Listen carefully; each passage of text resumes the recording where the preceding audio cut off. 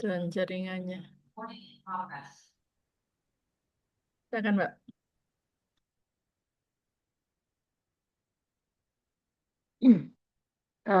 Selamat datang kepada Bapak Ibu peserta kajian tafsir yang diselenggarakan oleh komunitas Cinta Quran Medan.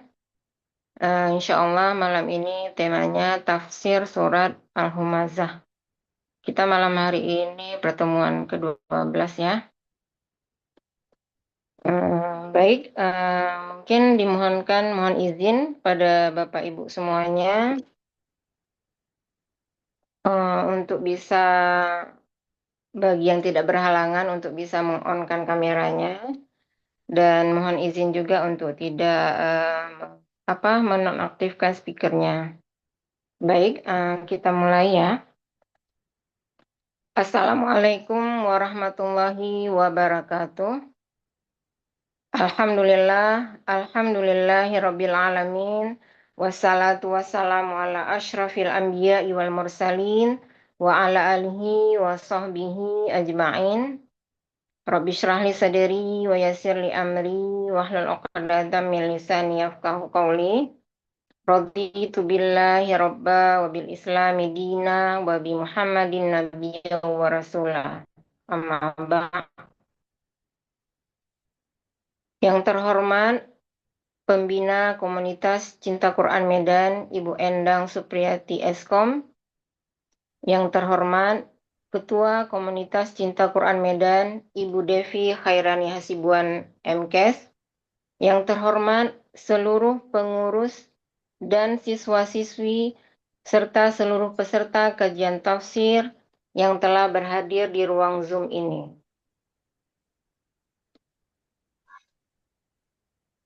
Baik, sama-sama kita buka kajian tafsir kita pada malam hari ini dengan membaca basmalah. Bismillahirrahmanirrahim. Alhamdulillah, marilah sama-sama kita bersyukur kepada Allah di mana pada malam hari ini atas izin Allah, Allah masih memberikan kesempatan kepada kita sehingga kita bisa berhadir di kajian tafsir yang diselenggarakan oleh Komunitas Cinta Quran Medan dengan mengangkat tema tafsir surat Al-Humazah yang insya Allah akan dibersamai bersama dengan Ustadz Azam Az-Zuhairi LC. Selanjutnya, salawat dan salam kepada kedua kita, Rasulullah Sallallahu Alaihi Wasallam, dan senantiasa kita berselawat kepada beliau. Allahumma sholli ala Sayyidina Muhammad wa ala ali Sayyidina Muhammad. Dan senantiasa juga kita terus melaksanakan ajaran-ajaran beliau sebagai tanda bukti cinta kita kepada beliau, sehingga nantinya kita mendapatkan syafaat dari beliau di yaumil akhir kelak. Amin amin ya rabbal alamin. Baik, untuk memberkahi acara kita pada malam hari ini, marilah sama-sama kita dengarkan tilawah Al-Quran yang akan dibacakan oleh salah satu murid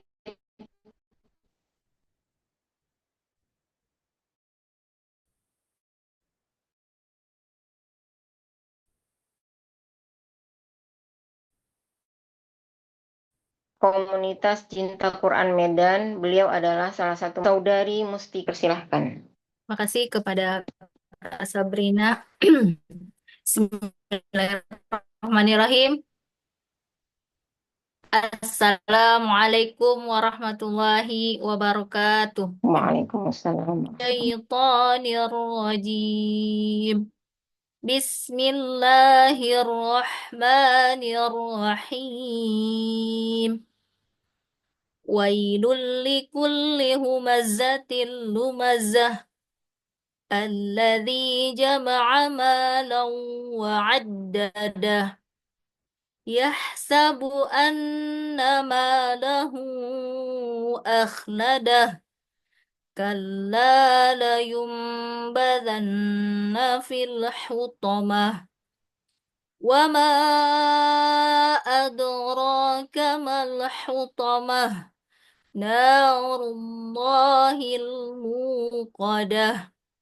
Allati تطلع على الأفئدة إنها عليهم مؤصدة في عمد ممددة صدق الله العظيم. Assalamualaikum warahmatullahi wabarakatuh. Waalaikumsalam warahmatullahi wabarakatuh. Jazakumullah khairan kepada Uftina Mustika Dewi. Semoga dengan pembacaan tilawah Al-Quran tadi, Allah menurunkan ketenangan dalam hati-hati kita, dan Allah terus memberkahi apa-apa yang kita kerjakan, termasuk apa-apa yang akan kita laksanakan pada malam hari ini. Baik, selanjutnya, Alhamdulillah peserta kita sudah ada 17 orang. Dan Alhamdulillah juga Ustadz sudah membersamai bersama kita. Mungkin sebelum kita memulai, izinkan saya untuk membacakan profil daripada Ustadz Azam Az-Zuhairi LC. Baik, nama beliau Azam Al-Mujahid Az-Zuhairi LC. Lahir di Surabaya 18 April tahun 2000, tempat tinggal di Pondok Aren. Akun beliau Azam Az-Zuhairi. Pekerjaan beliau pengurus yayasan, guru ngaji online, agen travel haji dan umroh. Sedangkan pendidikan beliau SMPIT, SMAIT, Darul Quran Mulia Bogor, kemudian diploma bahasa Arab di Akademi Imam Malik Istanbul, kemudian S1 Syariah Islamiyah Akademi Imam Malik Istanbul juga. Pengalaman organisasi beliau yaitu Perhimpunan Pemuda Islam di Istanbul, kemudian Forum Lingkar Pena Turki, kemudian Nusantara Yesi, yaitu klub memanah dan berkuda di Turki. Pengalaman beliau bekerja sebagai Kepala Bidang Keagamaan di Yayasan Utsman bin Affan Surabaya, Ketua Mujalasah Quraniyah, Musyrif Quran di Halaqah Cinta Quran, Musyrif Quran di Komunitas Cinta Quran, kemudian Agensi Haji dan Umrah di Van Diego, kemudian Privatur Guide di Turki.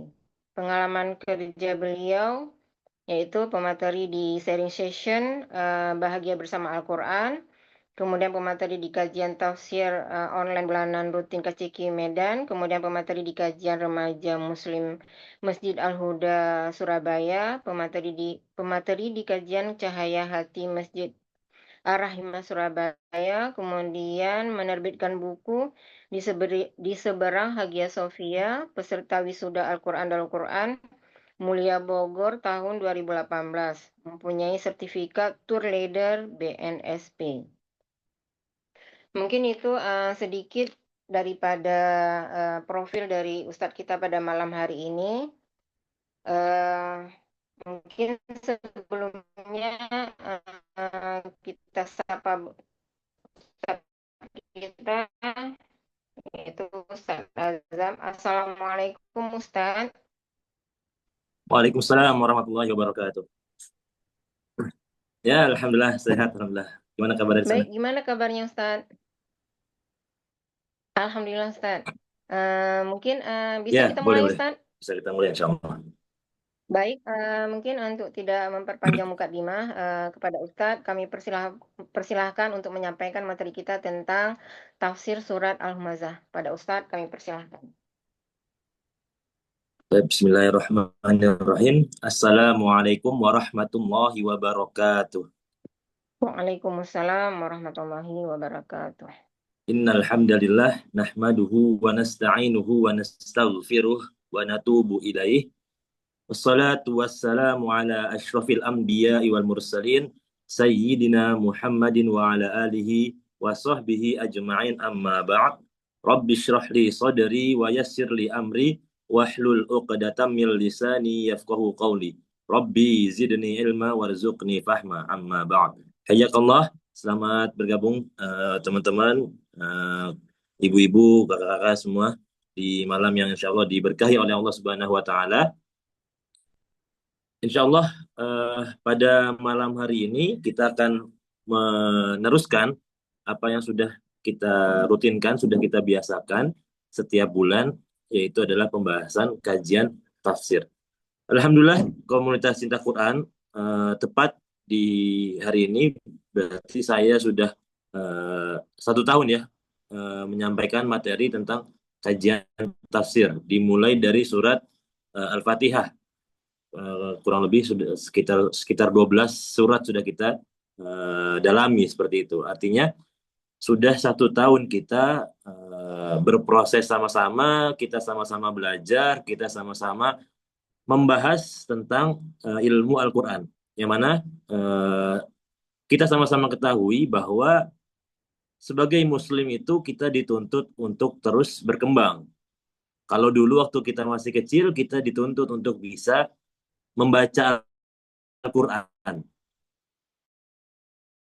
Bahkan kalau sebelum Al-Quran kita dituntut untuk bisa membaca Iqra, seperti itu. Kemudian masuk ke Iqra, kita masuk ke tahapan untuk membaca Al-Quran, seperti itu. Kemudian setelah kita lancar membaca Al-Quran, maka biasanya orang tua kita atau guru kita mengajak kita untuk menghafal Al-Quran.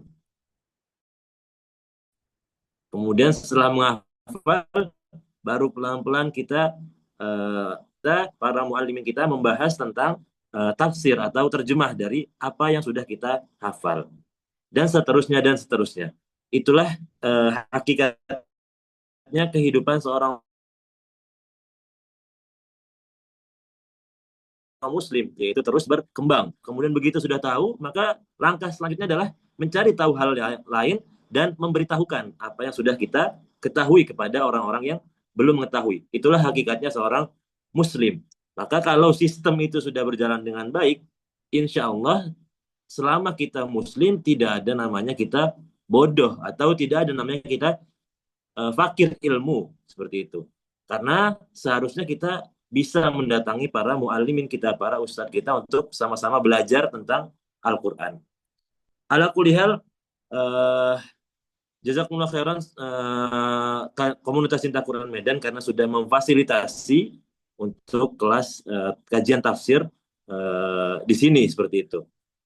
Kemudian yang kedua, kita patut bersyukur kepada Allah Subhanahu wa Ta'ala atas segala rahmat dan karunia-Nya serta nikmat yang telah Allah berikan kepada kita. Nikmat sehat, nikmat iman, dan salah satunya adalah yang sedang kita rasakan, yaitu adalah kalau kita lihat di sini adalah nikmat kemerdekaan, seperti itu. Rakyat Indonesia telah merasakan kemerdekaan yang ke-80 tahun. Maka itu perlu kita syukuri. Bisa dikatakan kuratas karena kita melihat kepada orang yang lebih daripada kita. Padahal kalau guru-guru kita mengajarkan kepada kita, cara termudah untuk bersyukur adalah dengan melihat ke bawah. Seperti itu. Atau cara bersyukur yang paling mudah adalah dengan melihat diri kita di masa yang lalu. Ilmu tidak punya dan lain sebagainya. Maka ketika kita lihat diri kita yang sekarang, kita patut bersyukur. Oleh karena itu, saya rasa perlu untuk disyukuri kemerdekaan kita yang ke-80 ini dengan memperbanyak rasa syukur kepada Allah dengan hablum minan nasnya, maka kita harus berbuat baik kepada sesama manusia. Saya rasa itu adalah salah satu cara atau salah satu bukti bahwa kita cinta kepada Allah dan kita bersyukur atas kemerdekaan yang telah Allah berikan kepada kita. Jamaah yang dirahmati oleh Allah Subhanahu wa Ta'ala, insya Allah pada malam hari ini kita akan melanjutkan kajian rutin kita yang pada kesempatan kali ini kita masuk ke pembahasan kajian tafsir surat Al-Humazah. Mungkin boleh di-share screen. Surat Al-Humazah. sebelumnya kita sudah membahas tentang surat Al-Quraisy, kemudian kita pernah membahas tentang surat Al-Fil.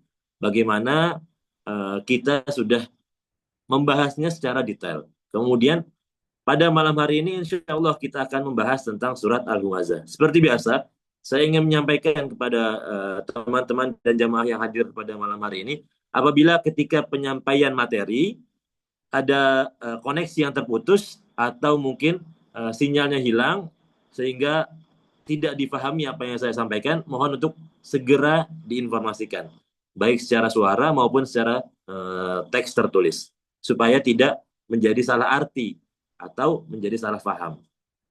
Baik, bismillahirrahmanirrahim. Surah Al-Humazah. Garis besar yang ingin dibahas pada surat Al-Humazah adalah seperti slide pertama yang sudah saya siapkan ini, adalah kisah para penghina yang cinta akan dunia.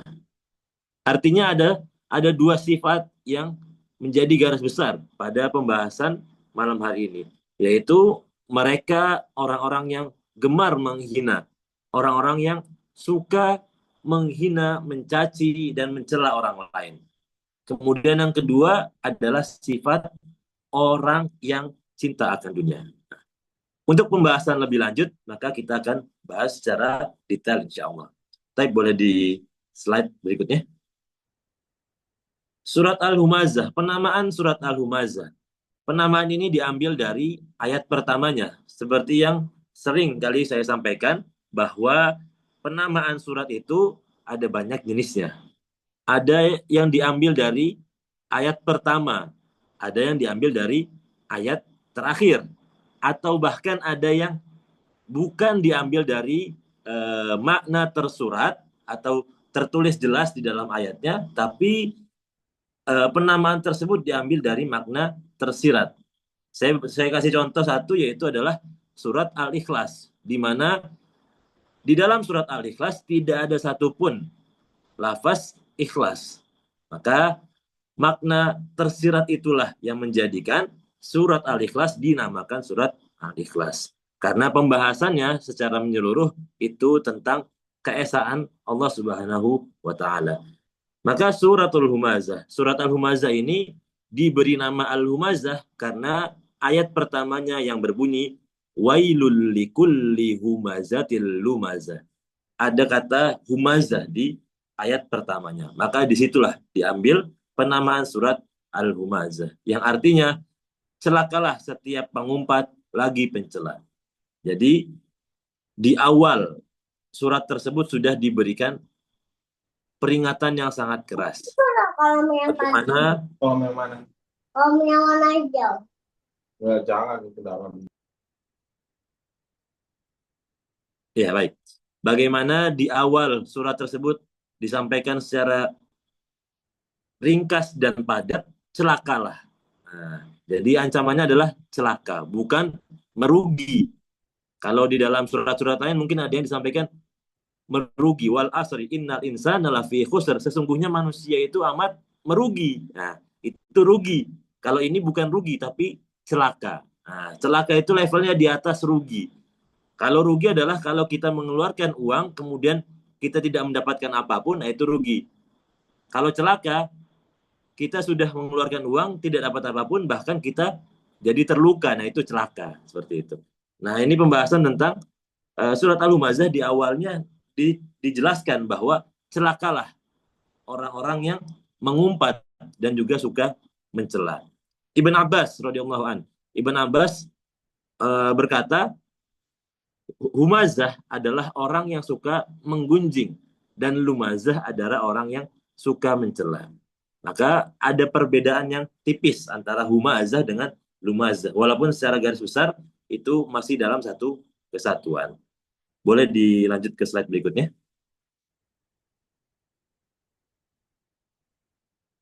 Surat Al-Humazah ini adalah surat Makkiyah, surat yang turun pada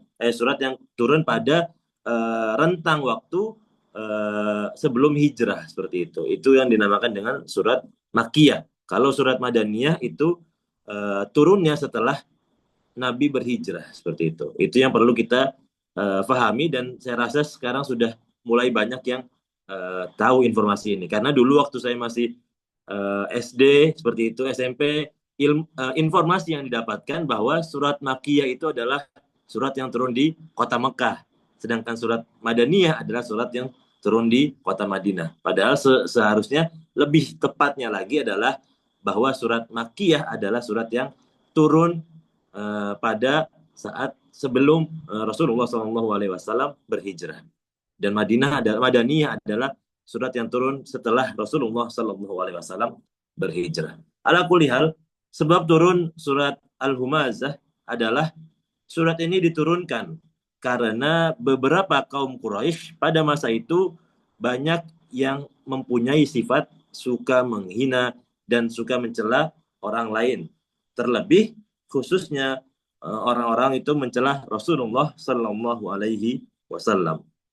Ada beberapa pendapat tentang siapakah tokoh yang menjadikan Allah sampai menurunkan surat tersebut. Kalau di beberapa surat itu cukup detail, artinya seperti surat Al-Fil itu detail, diturunkan karena untuk mengingatkan tentang peristiwa Abraha, orangnya jelas seperti itu. Tapi kalau ini surat Al-Humazah ada beberapa pendapat. Pendapat pertama adalah bahwa surat ini turun mengenai Anas bin Syarik seperti itu. Kemudian pendapat yang kedua disampaikan bahwa surat ini diturunkan untuk Walid ibn Mughirah.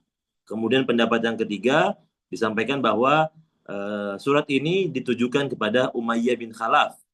Kemudian yang keempat disampaikan bahwa surat ini ditujukan kepada Al-As bin Wa'il. Ala kulli hal, kita terbiasa oleh para ulama kita diajarkan bahwa kita tidak berbicara tentang penyebab turunnya surat. Al-ibratu bi'umumil lafzi la bi khususis sabab. Hikmah atau ibroh itu diambil karena sifat lafaz yang diturunkan itu bersifat umum, bukan karena sabab yang tertentu. Contohnya seperti surat Al-Humazah ini. Walaupun surat ini diturunkan karena beberapa orang yang suka menghina dan mencela, khususnya Rasulullah SAW, tapi hikmahnya atau ibrohnya atau hukumnya itu berlaku untuk semua umat muslim. Saya ulangi, jadi walaupun surat ini diturunkan kepada orang-orang tertentu yang suka menghina Rasulullah SAW, akan tetapi secara hukum dan hikmah surat ini diterima oleh semua umat muslim. Artinya semua orang Islam tidak boleh mencela dan tidak boleh menghina baik sesama muslim ataupun kepada orang lain. Itu yang kita biasa terapkan untuk pembahasan Al-Quran dan sabab turunnya. Baik, boleh dilanjut.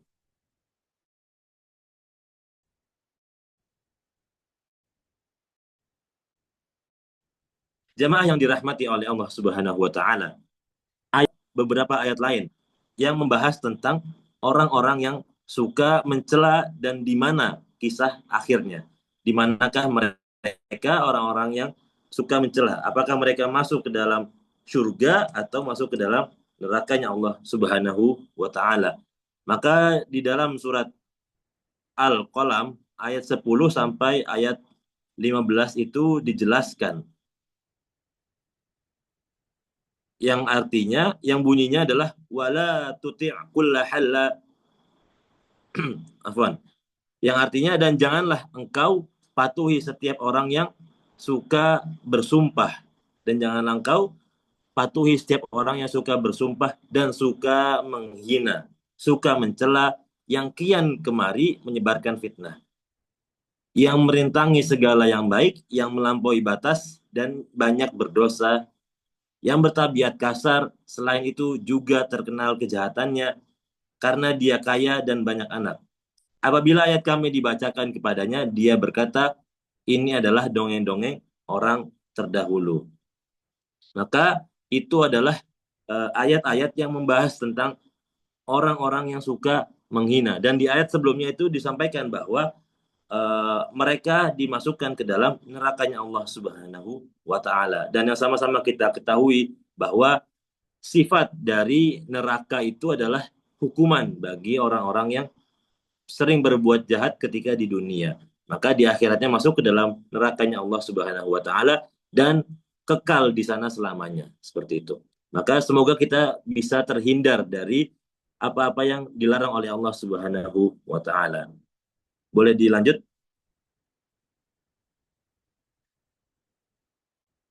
Al-Humazah secara garis besar ini membicarakan dua sifat.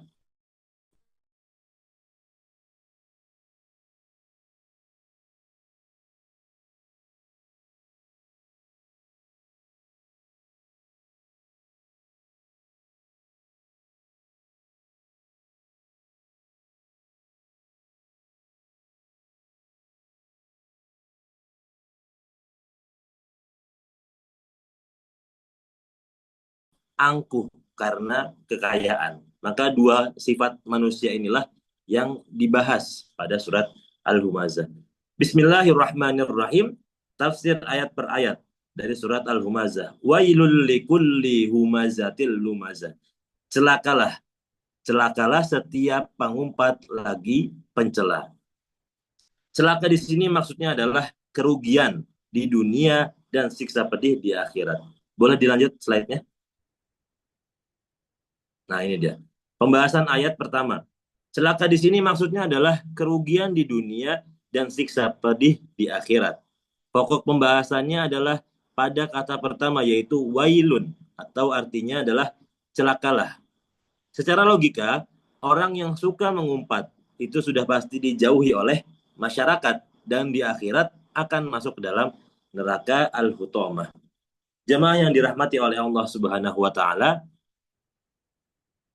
kalau kita selidiki, kalau kita telusuri lebih dalam lagi, kenapa orang itu bisa sampai menghina? Kenapa orang itu bisa sampai mencela? Dan kenapa orang itu bisa sampai melukai hati seseorang yang lain? Itu ada beberapa penyebabnya. Karena nggak mungkin tuh tiba-tiba kita ketemu orang terus kita ngatain mereka tuh nggak mungkin. Pasti ada penyebabnya. Dan penyebab yang paling besar itu adalah karena tidak adanya rasa hormat kepada mereka. Tidak ada rasa hormat kepada mereka. Itu alasan yang paling utama. Ketika kita menghormati orang lain, bagaimanapun bentuk mereka, bagaimanapun sifat mereka, maka tidak mungkin ada terbesit di hati kita untuk menghina mereka. Sebagai contoh, ketika kita mempunyai orang tua dan kita sangat sayang kepada mereka. Walaupun walaupun seberumur apapun mereka, yang sama-sama kita ketahui ketika berumur maka sifat akan kembali ke kanak-kanakan seperti itu. Kemudian kalau sudah berumur biasanya sudah lebih rentan untuk sakit seperti itu. Dan itu biasa memberatkan kepada anak. Nah, kalau kita meletakkan rasa hormat kita setinggi-tingginya kepada mereka, maka tidak akan ada yang namanya kita mencela kedua orang tua kita. Akan tetapi sebaliknya, mau sehebat apapun orang tua kita, mau sayang apapun mereka kepada kita, akan tetapi kalau kita sendiri tidak meletakkan rasa hormat setinggi-tingginya kepada mereka, tidak akan ada maka akan mudah bagi kita untuk mencela mereka. Sedikit saja kesalahan mereka, maka kita akan mencela mereka habis-habisan. Maka itulah sumber utama dari kenapa orang bisa mencela. Kemudian di antara itu ada juga karena untuk sebagai pertahanan diri. Nah, ini biasanya berlaku untuk di sekolah-sekolah seperti itu. Bagaimana orang-orang yang suka mencela, yang suka menghina itu ingin terlihat dia itu super power, ingin terlihat mereka itu hebat sehingga tidak ada yang berani merendahkan mereka.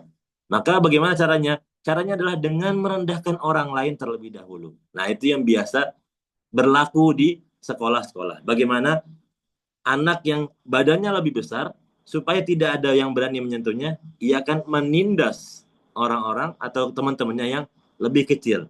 Nah, itu yang biasa berlaku. Karena apa? Karena mereka ingin terlihat superpower, terlihat lebih hebat di antara teman-teman yang lainnya.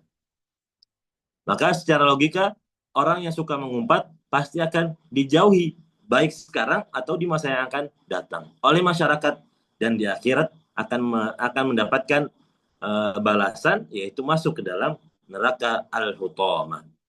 Sabda Nabi Muhammad SAW, sejelek-jeleknya hamba Allah atau seburuk-buruknya hamba Allah adalah orang-orang yang suka mengadu domba. Itu yang pertama. Yang suka mengadu domba, an-namimah. Kemudian yang suka merusak persaudaraan. Jadi kalau sudah ada antara satu dengan yang lain itu kuat persaudaraannya, kemudian dia masuk ke antara mereka dan merusak persaudaraan tersebut. Kemudian yang ketiga adalah berbuat zalim kepada orang yang bersih dari aib. Artinya apa? Orang yang tidak ada salah apa-apa, kemudian mereka sakiti. Kemudian mereka berbuat zalim kepadanya. Nah, itu adalah seburuk-buruknya hamba Allah Subhanahu wa Ta'ala. Jamaah yang dirahmati oleh Allah Subhanahu wa Ta'ala, begitu kerasnya Allah memberikan penegasan pada surat Al-Lumazah ini, sampai-sampai Allah memulai ayat ini dengan wailun, yaitu celakalah mereka. Celakalah mereka orang-orang yang suka mencela, baik di dunia maupun di akhirat. Boleh dilanjut ke ayat yang kedua. Wailul likulli humazatil lumazah alladzi jama'a malau wa addada, yang mengumpulkan harta dan menghitung-hitungnya. Alladzi jama'a malau wa addada.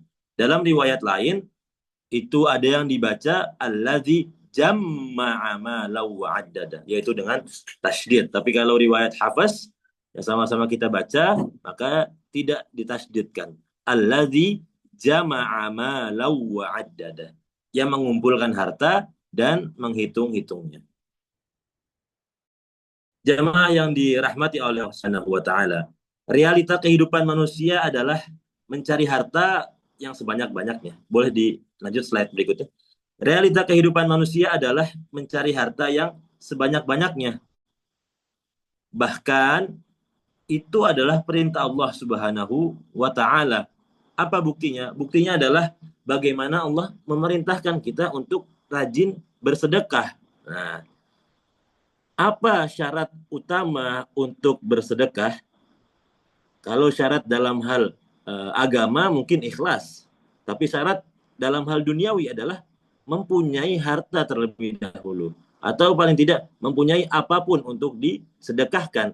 Betul, ada hadis yang mengatakan bahwa senyum kepada saudaramu adalah sedekah. Tabassumuka fi wajhi akhika sedekah. Senyummu di hadapan saudaramu itu adalah sedekah. Tapi masa iya kita mau sedekah senyum doang? Masa iya kita setiap hari rutin untuk senyum karena mau sedekahnya senyum doang? Kan enggak. Kita semua pasti punya hasrat, punya rasa yang besar untuk bisa bersedekah. Terlebih lagi untuk sedekah kepada teman-teman kita, saudara kita di Palestina sana, adalah punya uang. Maka itulah realita kehidupan kita, yaitu dengan mencari harta sebanyak-banyaknya. Dan itu nggak salah. Kita mencari harta, mencari uang itu tidak ada salahnya. Selama, nah ini ada selamanya. Yang terpenting adalah ketika tujuannya jelas. Setelah kita mencari harta, kemudian tujuannya adalah apa? Untuk membahagiakan keluarga, untuk membahagiakan istri, untuk membahagiakan anak. Setelah keluarga kita yang terdekat ini sudah bahagia, maka coba cari lingkungan yang lebih besar lagi. Ada nggak tetangga kita yang sedang sakit? Ada nggak tetangga kita yang belum makan? Nah, itu perlu untuk kita berikan bantuan seperti itu. Kemudian baru lebih jauh lagi dan lebih jauh lagi. Atau boleh nggak kalau kita langsung ngasih ke yang jauh, contoh kayak di Palestina? Boleh. Karena apa? Karena ini babnya adalah bab darurat, bab urgen, bab yang lebih utama.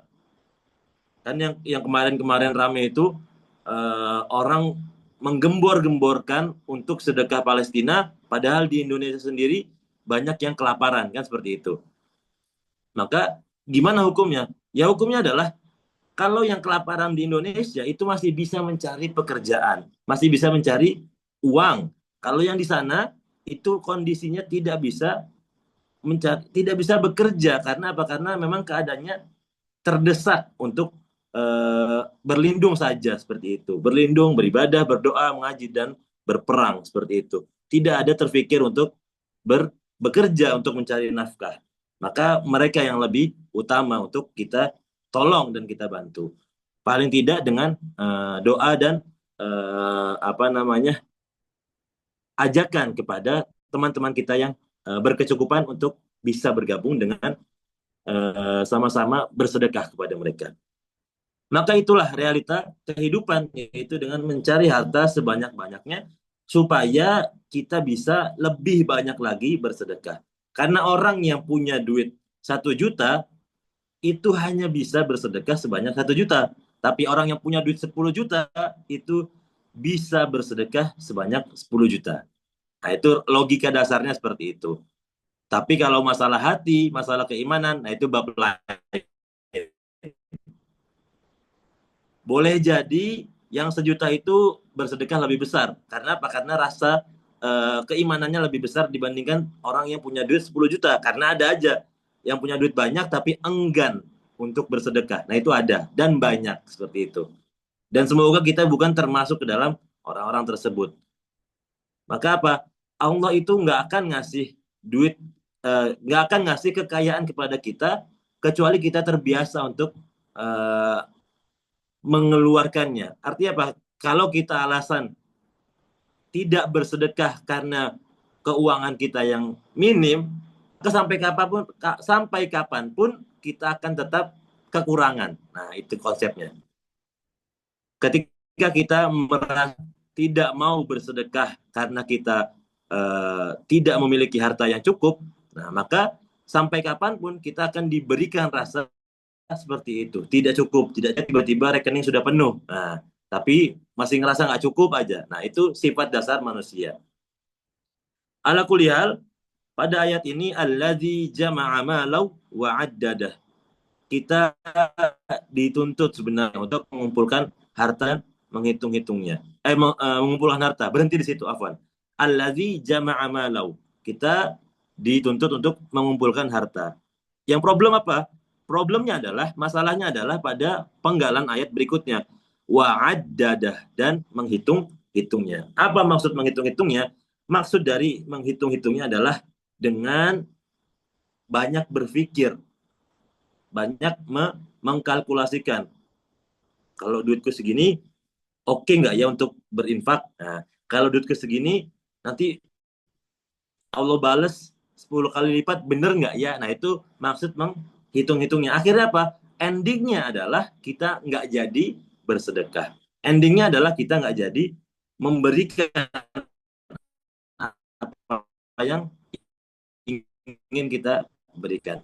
Rahmatnya Allah, sudah banyak toh Allah dengan segala kuasanya itu membinasakan mereka yang berkecukupan secara harta. Sudah banyak contohnya Allah membinasakan mereka yang merasa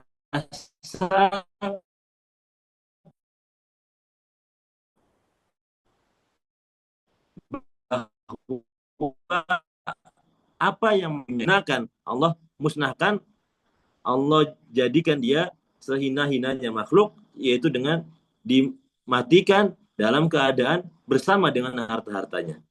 Kemudian bagaimana kita lihat Fir'aun ketika berkuasa dengan kekayaan, dengan kekuasaan, dengan semua yang ia miliki, bahkan sampai ia berpikir bahwa ia adalah Tuhan. Kemudian apa? Kita dipertontonkan oleh Allah Subhanahu wa Ta'ala, bagaimana Allah dengan kuasanya bisa membuka air dan memberikan waktu tertentu kepada air sehingga bisa terbelah. Kalau kita sebatas bisa memberikan waktu bukan benda yang luar biasa, kayak misalnya kita ngasih waktu gadget. Nah, itu hal-hal yang biasa. Tapi Allah dengan segala kuasanya, Allah bisa membelah lautan, kemudian mengizinkan Nabi Musa dan pasukannya lewat, dan begitu Fir'aun ditutup dan ditenggelamkan begitu saja. Karena apa? Karena dia merasa dirinya Tuhan. Karena apa? Awal mulanya adalah karena dia merasa berkecukupan baik secara harta maupun secara kekuasaan. Boleh dilanjut? Jemaah yang dirahmati oleh Allah Subhanahu wa taala, 3 penyakit manusia yang berkaitan dengan harta. Boleh dilanjut slide-nya? 3 penyakit manusia yang berkaitan dengan harta, dan ini sering sekali kita jumpai, baik orang lain maupun mungkin diri kita di masa yang lalu. Yang pertama adalah menganggap bahwa harta yang kita miliki itu adalah 100% hasil keringat kita. Aduh, rasanya rugi kalau saya harus mengeluarkan sejumlah harta karena apa yang saya miliki sekarang ini adalah hasil kerja saya dari pagi sampai malam. Saya sudah capek-capek bekerja, pergi ke kantor, kemudian berdesak-desakan di MRT, di kereta api dan lain sebagainya. Masa iya saya harus mengeluarkan uang dan menolong orang lain yang bahkan kita tuh nggak kenal? Siapa yang kenal dengan orang-orang Palestina? Kita nggak kenal dengan mereka. Tapi kenapa kita kok mau mengeluarkan uang kita di saat teman-teman kita mungkin perlu uang, di saat mungkin keluarga kita yang lain perlu uang? Nah, ini yang dimaksud dengan penyakit manusia yang berkaitan dengan harta yang pertama, yaitu mereka yang menganggap bahwa harta yang mereka miliki itu adalah 100% hasil dari keringatnya. Maka apa efek yang paling besar? Efek yang paling besar adalah kita jadi mudah untuk merasa sedih ketika kita kehilangan barang tersebut. Saya ambil contoh. Ketika kita menabung untuk membeli satu buah handphone seperti itu. Satu buah handphone yang mungkin ini smartphone yang mahal seperti itu. Harus menabung selama 1 tahun katakanlah. Kita kerja pagi malam, kemudian menabung, sampai pada di hari kejadian kita beli barang yang kita inginkan. Ala kulihal, baru kita pakai 3 hari, kemudian hilang. Ada orang lain yang mengambil. Ketika kita berpikir bahwa handphone yang pernah kita miliki itu adalah hasil keringat kita sendiri, maka kita akan sedih setengah mati. Kita merasa, ya Allah, beratnya hidup ini, ya Allah. Besok mau makan apa? Padahal nggak ada kaitannya, nggak ada hubungannya antara handphone kita yang hilang dengan rezeki yang Allah berikan. Ketika ada satu rezeki yang Allah hilangkan, ketika ada satu harta yang diambil oleh Allah, maka bukan berarti Allah hilangkan seluruhnya. Boleh jadi itu adalah teguran bagi kita karena kita enggan untuk mengeluarkan zakat yang seharusnya kita keluarkan. Boleh jadi itu teguran bagi kita karena kita enggan untuk bersedekah. Boleh jadi itu teguran bagi kita karena kita terlalu banyak menghabiskan uang kita dengan hal-hal yang negatif, atau bahkan na'udzubillah min zalik, menghabiskan uang kita dengan hal-hal yang dilarang oleh Allah Subhanahu wa ta'ala. Itu adalah penyakit yang pertama. Kemudian penyakit yang kedua adalah lupa bahwa di dalam harta yang kita miliki itu ada hak orang lain. Maksudnya apa? Maksudnya adalah Allah memang menciptakan manusia itu nggak semuanya kaya. Memang itu sunnatullahnya. Ada yang kaya banget dan ada yang berkecukupan. Tapi ingat, Allah tidak menjadikan manusia itu fakir, miskin. Tapi Allah sampaikan apa? Allah yang mencukupkan mereka. Allah yang memberikan mereka kekayaan, dan Allah yang mencukupkan mereka. Maka bagaimana bisa orang-orang itu terus bertahan hidup dengan segala kekurangan yang mereka miliki? yaitu dengan harta yang kita miliki sekarang, yaitu dengan harta yang kita punya sekarang. Di dalam harta yang kita miliki itu ada hak orang lain, ada hak fakir miskin. Apa buktinya? Buktinya adalah kita diperintahkan oleh Allah Subhanahu wa taala untuk membayar zakat. Nah, zakat itu nanti akan disalurkan kepada orang-orang yang dalam tanda kutip fakir dan miskin, seperti itu. Maka selama perputaran zakat itu benar, semua orang muslim bayar zakat, maka insya Allah tidak ada lagi yang namanya orang miskin, seperti itu. Insya Allah tidak lagi ada yang namanya orang fakir. Karena apa? Karena memang sistemnya sudah Allah ciptakan seperti itu. Kalau semua orang muslim itu bayar zakat, dan zakatnya itu betul-betul sesuai dengan porsinya. Contoh ada yang sekarang ini cuma bayar zakat fitrah aja, padahal mereka punya kewajiban untuk membayar zakat yang lain. Nah, itu kan jadi berkurang. Nah, kalau kita mengeluarkan zakat sesuai dengan apa yang diperintahkan oleh Allah Subhanahu wa taala, maka sebenarnya orang-orang muslim itu tidak akan ada yang berkekurangan seperti itu. Karena secara roda perekonomiannya itu berputar dengan baik. Yang kaya mengeluarkan harta, kemudian yang miskin menerima harta. Itulah yang harusnya berlaku seperti itu. Kemudian yang ketiga, merasa orang yang hartanya lebih sedikit itu layak untuk dihina dan direndahkan. Nah, ini adalah salah satu hal yang berkaitan antara ayat yang pertama tadi, wailul likulli humazatil lumazah, celakalah orang-orang yang suka menghina, dengan ayat yang allazi jama'a malau wa addada.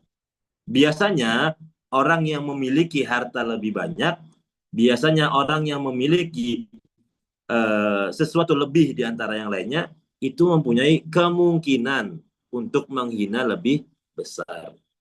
Karena apa? Karena orang-orang yang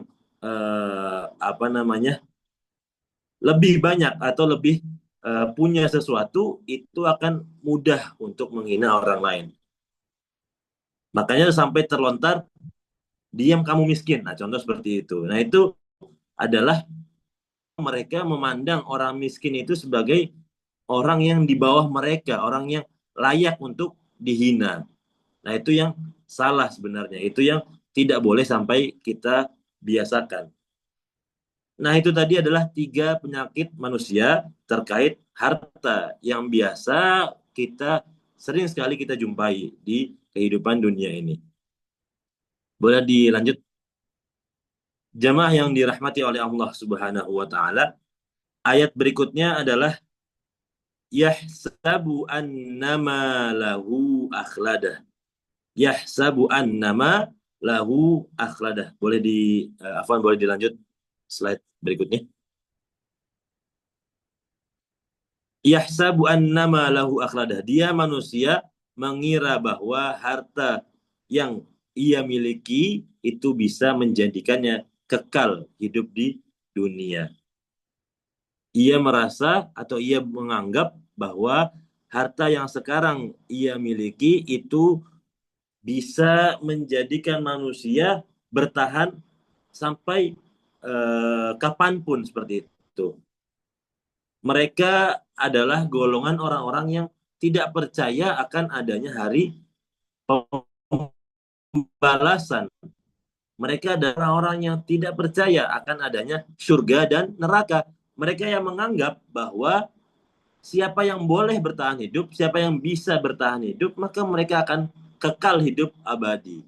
Maka mereka menganggap dengan harta yang ia miliki, yahsabu, mereka berpikir, annama lahu, bahwa dengan harta-harta yang mereka miliki, akhladah, dapat menjadikannya kekal hidup di dunia. Jamaah yang dirahmati oleh Allah Subhanahu wa taala, dalam riwayat lain ada yang membaca bukan yahsabu annama, tapi yahsibu annama lahu akhladah. Tapi dalam riwayat Hafiz an Asim itu dibaca yahsabu annama lahu akhladah, yang artinya dia manusia mengira bahwa harta dapat menjadikan manusia itu kekal hidup selamanya. Jamaah yang dirahmati oleh Allah Subhanahu wa taala, kenapa dan apa efek dari ketika kita menganggap bahwa harta yang kita miliki itu sangat penting sampai-sampai bisa berpengaruh kepada kehidupan kita di masa yang akan datang. Bagaimana orang-orang itu berpikir ketika mereka punya uang yang banyak, kemudian bisa membangun satu bangunan yang kokoh, bangunan anti gempa, bangunan anti tsunami, bangunan anti kebakaran. Akhirnya apa? Akhirnya mereka bisa hidup abadi di dalam sana. Nah, akhirnya mereka bisa hidup selamanya di dalam sana. Atau bahkan ketika mereka mempunyai harta yang banyak, mereka bisa memanggil dokter yang luar biasa hebat, spesialis-spesialis penyakit tertentu. Akhirnya apa? Mereka berpikir bahwa segala penyakit itu bisa disembuhkan selama apa? Selama ada uangnya, selama ada harta yang bisa membayar para dokter untuk berjuang semaksimal mungkin. Mereka tidak percaya bahwa sunnatullahnya adalah ketika kita dihidupkan di dunia ini, maka di masa yang akan datang kita akan dimatikan juga. Itu sunnatullahnya. Tapi mereka nggak percaya hal itu. Makanya apa? Mereka berlomba-lomba untuk mengumpulkan uang sebanyak-banyaknya. Mereka menghalalkan segala cara supaya mereka bisa mendapatkan harta yang berlimpah, yang akhirnya bisa menyelamatkan kehidupan mereka dari kematian itu sendiri. Akhirnya mereka memakan harta riba, memakan uang riba, kemudian melakukan korupsi, mencuri, dan bahkan kejahatan-kejahatan lainnya demi tercapainya tujuan utama mereka, yaitu memiliki harta yang banyak, dan dengan harta tersebut bisa menjadikannya hidup kekal, hidup selamanya. Dengan harta yang mereka miliki, mereka mencoba melawan sunnatullah, melawan sistem yang sudah Allah buat. Yang mana sama-sama kita ketahui bahwa tidak ada yang lebih hebat dari Allah Subhanahu wa taala. Segala yang ada di dunia ini itu adalah ciptaan Allah Subhanahu wa taala. Semua sudah Allah atur, semua sudah Allah buat sedemikian detail.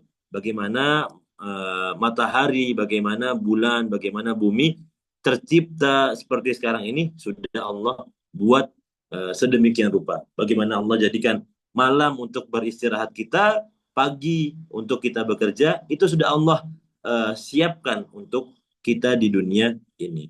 Maka ada yang namanya kehidupan, ada juga yang namanya kematian. Kita tidak akan bisa lari dari hal tersebut. Kullu nafsin dha'iqatul maut. Setiap yang bernyawa pasti akan merasakan yang namanya kematian.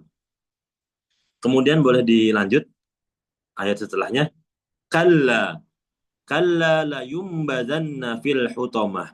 Sekali-kali tidak. Nah, apa maksud sekali-kali tidak? Ini menjawab perkiraan atau menjawab pemikiran ayat yang sebelumnya. Yahsabu annama lahu akhlada. Mereka berpikir bahwa dengan harta yang dimilikinya itu bisa menyelamatkan mereka dari kematian. Maka kata Allah apa? Kata Allah, kalla. Sekali-kali tidak. Harta yang kamu miliki tidak akan bisa menyelamatkanmu dari kematian. Harta yang kamu miliki itu akan menjadikanmu justru masuk ke dalam nerakanya Allah Subhanahu wa taala. Kata Allah, kalla la yumbadanna fil hutamah. Sekali-kali tidak. Pasti dia akan dilemparkan ke dalam neraka hutamah. Ayat ini adalah jawaban atas perilaku manusia yang mengira bahwa harta dapat mengkekalkannya. Mereka akan dimasukkan ke dalam neraka utama atau neraka jahanam. Maka sudah bisa dipastikan karena memang sunnatullahnya seperti itu. Akan ada orang-orang yang mengira bahwa dengan harta itu mereka bisa hidup kekal selamanya. Mungkin tidak terlihat di masa yang sekarang, tapi mungkin bisa dilihat di masa yang lalu. Bagaimana Fir'aun merasa dirinya Tuhan dengan harta yang sudah ia miliki. Bagaimana mungkin di masa yang akan datang ada yang namanya teknologi-teknologi yang canggih, yang tujuannya apa? Tujuannya untuk manusia bisa lebih bertahan hidup. Manusia bisa lebih menjauh dari kematian. Padahal kalau kita tarik garis ke belakang lagi, zaman dulu Nabi Nuh berdakwah sekian ratus tahun. Nah, apakah ada teknologi, apakah ada harta yang menjadikan ia bisa hidup dengan umurnya yang panjang? Kan enggak. Hidupnya yang panjang, umurnya yang panjang itu bukan karena harta yang ia miliki, tapi apa? Karena Allah izinkan seperti itu. Jadi yang namanya hidup dan mati itu Allah yang berikan izin. Mau kita buat rumah sehebat apapun supaya tidak ada bahaya yang masuk, tapi bisa aja kita mati ketika beli ke Indomaret malah. Nah, kan kita nggak tahu. Kita udah bangun rumah yang hebat, anti gempa, anti tsunami, anti kebakaran, tapi ternyata kita meninggalnya adalah karena ketabrak mobil di luar. Kan bisa gitu. Kita buat teknologi yang hebat, tapi kita tidak akan bisa melawan sunnatullah. Allah sudah tuliskan bagaimana kita akan mengakhiri kehidupan kita. Nah, itu sudah digariskan oleh Allah Subhanahu wa taala. Maka jangan sampai kita mengira bahwa harta bisa mengekalkan kita hidup di dunia. Maka pembahasan di ayat berikutnya adalah bukan lagi tentang pembahasan sifat-sifat manusianya, tapi di ayat berikutnya adalah pembahasan tentang kemana dan seperti apa hukuman yang Allah berikan kepada orang-orang yang suka mencela, itu yang pertama. Kemudian yang kedua adalah orang-orang yang suka mencari harta sebanyak-banyaknya, kemudian enggan untuk bersedekah dan menganggap bahwa hartanya itu bisa menyelamatkannya dan menjadikannya hidup kekal abadi di dunia ini. Wa ma adraka mal hutamah. Tahukah kamu apakah neraka hutamah itu? Nah, kalau kita lihat terjemah secara bebas ini, bentuk dari kalimatnya adalah kalimat tanya. Boleh dilanjut? Kalimat tanya atau kalimat istifham. Kalimat pertanyaan, bukan pernyataan. Tapi itulah indahnya Al-Quran. Bagaimana Allah ciptakan dengan ada yang namanya ilmu balaghah. Ada yang namanya ilmu membahas tentang seni penulisan Arab, seperti itu. Nah, di ayat ini, walaupun bentuknya adalah kalimat tanya, wama adraka mal hutamah. Maka tahukah kamu apakah yang dimaksud dengan neraka hutamah itu? Akan tetapi maksud dari Allah menurunkan ayat ini adalah untuk memberikan penekanan, memberikan penyadaran kepada orang-orang yang mendengarnya. Wama adraka mal hutamah. Yang dimaksud adalah takutlah kalian dengan neraka hutamah. Jadi Allah tidak bertanya kepada makhluk, tahukah kamu apakah neraka hutamah? Karena sudah jelas jawabannya, mereka nggak tahu. Kan seperti itu. Nggak mungkin Allah nanya ke makhluk, karena makhluknya itu sudah pasti nggak tahu. Orang mereka belum masuk neraka, kan gitu. Maka tujuannya apa? Tujuannya bukan untuk bertanya, tapi tujuannya adalah tahukah kamu apakah neraka hutamah? Tujuannya adalah takutlah kamu terhadap neraka hutamah. Sama seperti biasanya kalau orang bertanya kepada kita, kamu beneran mau pakai sepatu itu? Nah, itu kan tanda tanya. Padahal secara nggak langsung, ganti, jangan pakai sepatu itu. Nah, gitu. Pertanyaannya adalah, kamu beneran mau pakai baju itu ke pesta? Kan gitu. Padahal secara makna artinya adalah jangan pakai baju itu pergi ke pesta, pakai baju yang lain. Nah, tapi bentuk yang digunakan adalah bentuk pertanyaan. Apakah kamu ingin menggunakan baju bola pergi ke pesta pernikahan? Maka itu bentuk pertanyaan yang sebenarnya artinya adalah pernyataan dan bahkan perintah mungkin, seperti itu.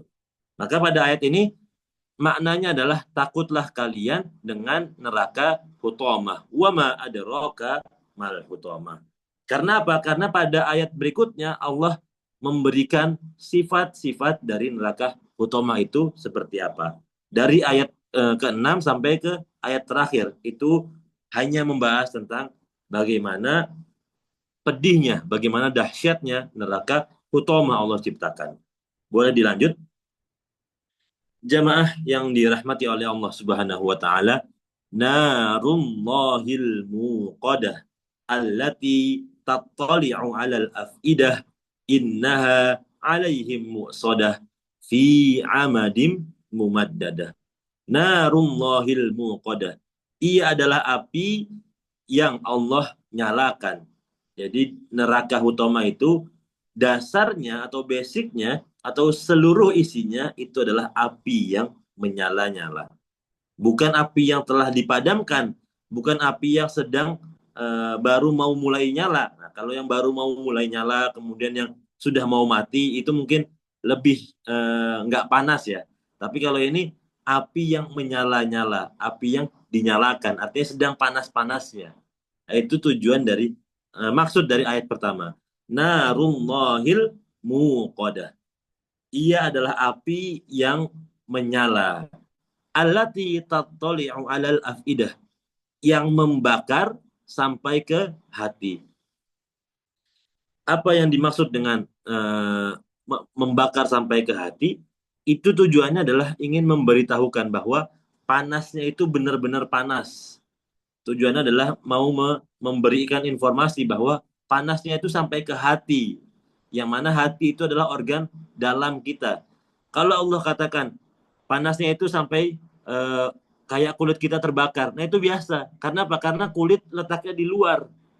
Kalau Allah katakan, kalau kita tanya ke teman kita, kamu pernah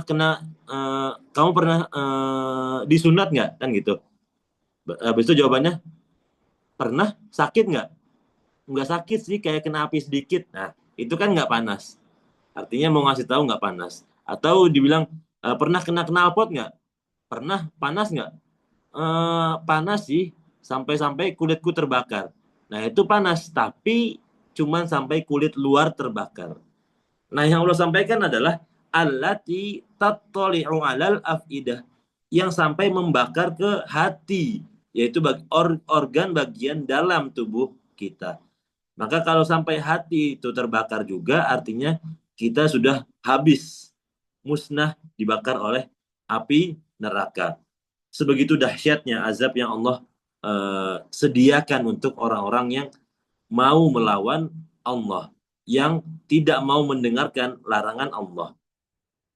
Innaha 'alaihim mu'sadah. Sesungguhnya dia tertutup rapat.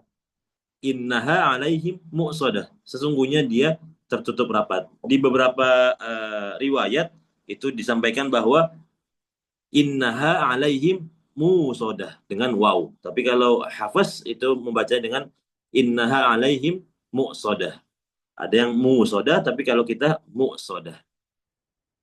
Yang artinya sesungguhnya dia tertutup rapat sebagai hukuman atas mereka. Apa maksud tertutup rapat? Maksudnya adalah tidak ada siapapun yang bisa lari ketika sudah masuk ke dalam neraka. Ketika kita sudah dimasukkan ke dalam neraka, maka nggak ada tuh 0,1% pun kemungkinan kita lari.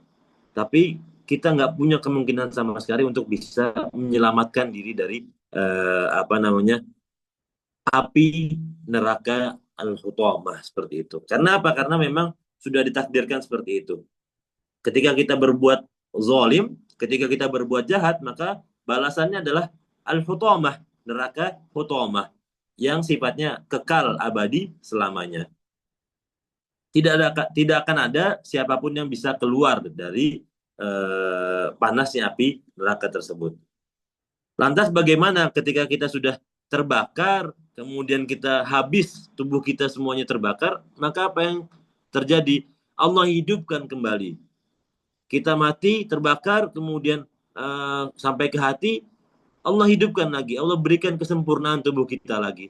Kemudian terbakar lagi, dan seterusnya. Nah, itu bisa kita bayangkan betapa pedihnya hukuman yang Allah sediakan.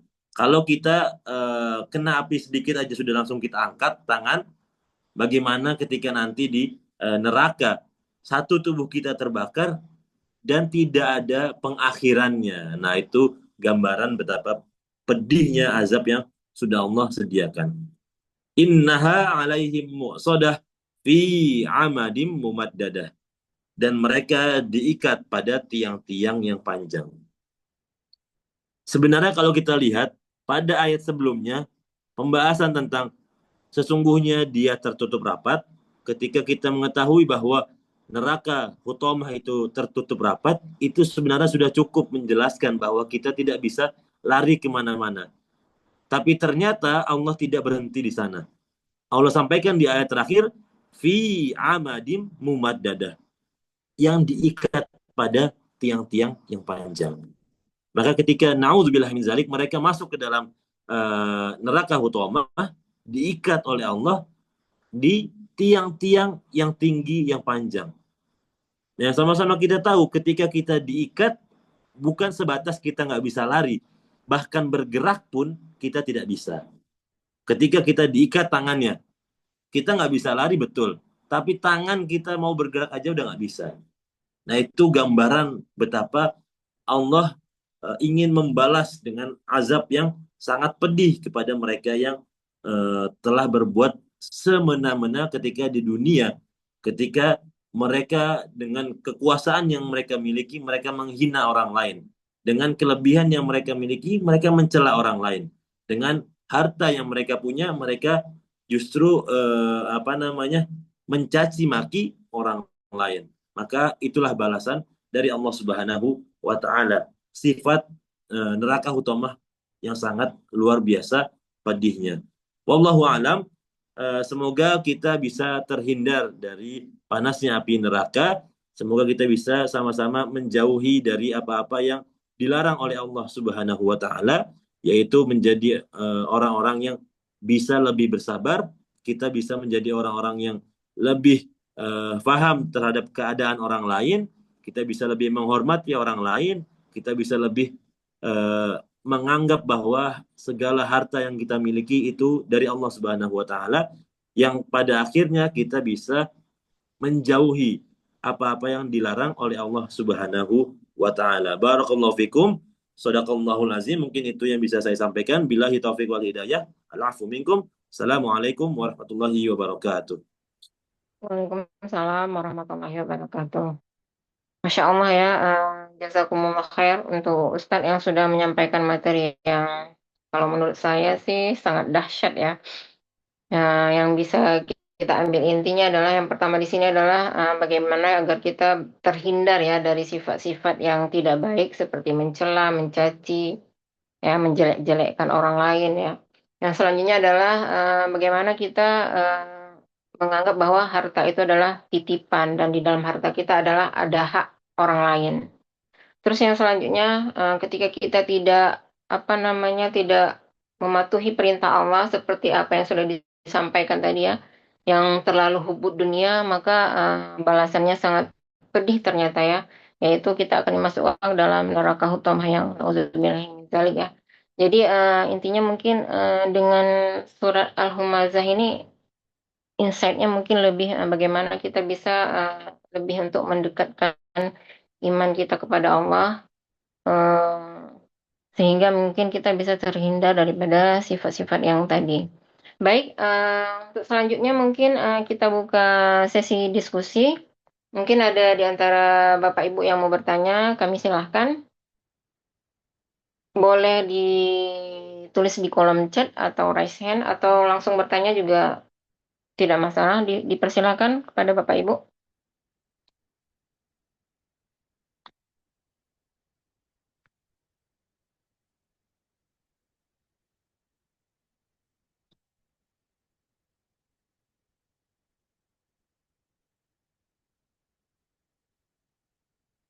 Ada Bapak Ibu yang mau bertanya?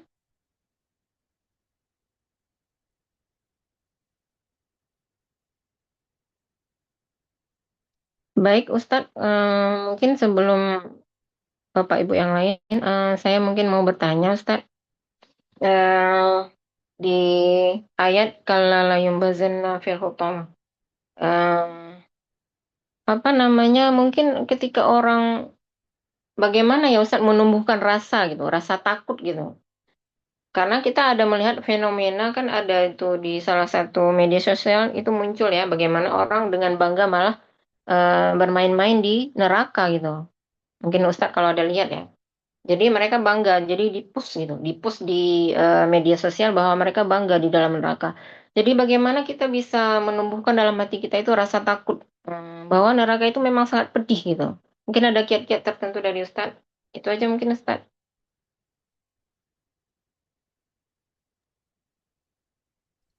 Iya, itu sampai juga ke saya videonya dan itu berganti-ganti ya sebenarnya itu. Jadi bukan bukan hanya satu video, mereka bahkan memain-mainkan agama. Eh, yang perlu kita pahami adalah bahwa konteks dari video tersebut. Apa tujuan dari mereka membuat video tersebut? Apakah sebenarnya memang mereka itu nggak takut atau mereka hanya membuat video itu karena tujuan tertentu? Nah, itu yang perlu kita betul-betul ingat. Karena kalau kita lihat bagaimana kita begitu mengagungkan Al-Quran, bagaimana kita begitu apa namanya menjadikan Al-Quran itu pedoman kita. Akan tetapi di luar sana ada yang bahkan merendahkan Al-Quran kalau kita sama-sama tahu ya, ada yang membakar kemudian menginjak. Nah, tujuannya apa? Tujuannya ya ingin mencari popularitas, ingin mencari apa namanya attention dari orang. Karena apa? Karena seandainya mereka nggak eh, kalau mereka benar-benar apa namanya tidak percaya dengan hal itu dan tanpa ada niatan lain, mereka nggak akan memvideokan dan memviralkan seperti itu. Mereka akan menjaga diri mereka seperti itu. Bahkan kalau kita tanya, ada beberapa orang yang nggak percaya dengan Tuhan, seperti itu kita tanya, kamu percaya Tuhan nggak? Nggak. Kamu percaya akhirat nggak? Ada hari pembalasan? Nggak. Apakah mereka kemudian lantas membuat video-video tentang penghinaan? Kan nggak. Seperti itu. Mereka dengan kepercayaan mereka itu terus percaya dan yakin bahwa apa yang mereka yakini itu benar.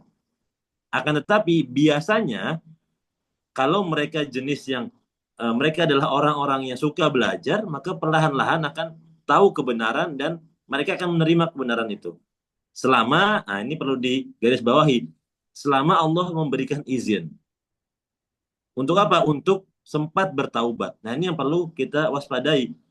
Karena ada yang namanya contoh, eh eh, ada ustazah suruh eh, perempuan memakai jilbab. Kemudian jawabannya apa? Jawabannya nanti dulu deh ustazah, hati saya belum tergerak untuk pakai jilbab.